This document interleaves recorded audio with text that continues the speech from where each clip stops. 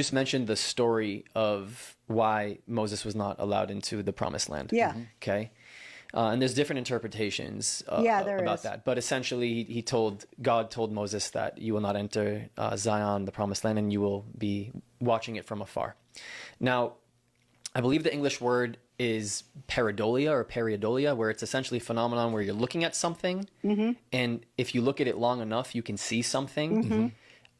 That's the open-mindedness that I need both of you to deploy right now. Okay. This is Google Maps. It's the satellite view. Anybody can do this. They can do this while we're watching. If you pull over to Israel, just turn it 90 degrees this way. So here we have Egypt, where Moses led the Israelites out for 40 years. You have here on the Sinai Peninsula. If you zoom in on this part of the Sinai Peninsula, you have here a shaded region.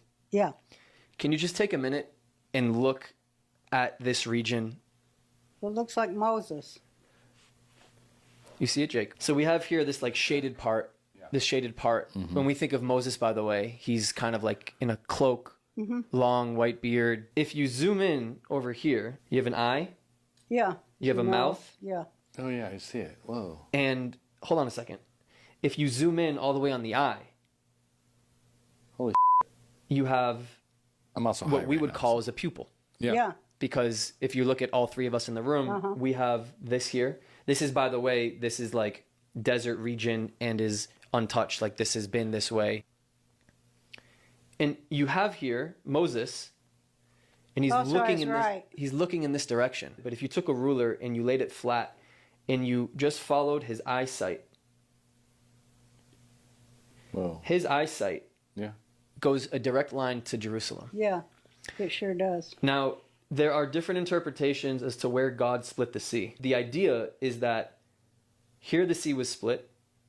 Moses was not granted permission to go into the Holy Land, but God said that he will always be watching over. I actually had a friend, she showed me this. I started doing some research.